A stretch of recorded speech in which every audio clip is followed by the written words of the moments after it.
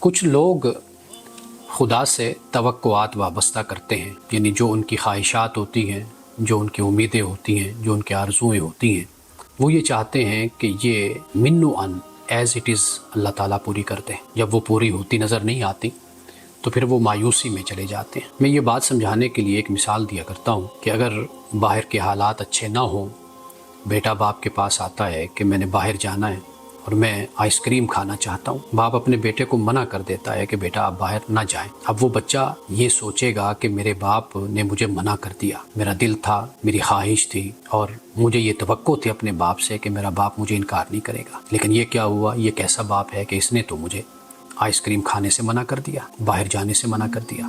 اب اس بچے کو یہ معلوم نہیں ہے کہ اس کے باپ نے منع کر کے اس کی جان کی حفاظت کی ہے، اسے کسی بڑے حادثے سے بچایا ہے۔ یہ ایک چھوٹی سی مثال ہے، اگرچہ مثال ممثل لہو کے عین مطابق تو نہیں ہوتی، لیکن یہاں سے یہ بات سمجھی جا سکتی ہے کہ ہم اللہ تعالیٰ سے بہت کچھ مانگتے ہیں، دعائیں کرتے ہیں، ہماری بڑی توقعات ہوتی ہیں اور بہت سی توقعات اور امیدیں اور آرزویں جو پوری نہیں ہوتی۔ ہمارا خیال یہ ہوتا ہے کہ ہم نے اللہ سے یہ مانگا تو ہمیں یہ نہیں ملا۔ اللہ کی حکمت ہے، اللہ بہتر جانتا ہے کہ ممکن ہے کہ وہ ہمارے لیے اچھا نہ ہو، اور جو نہیں ملا وہ ہمارے لیے اچھا ہو۔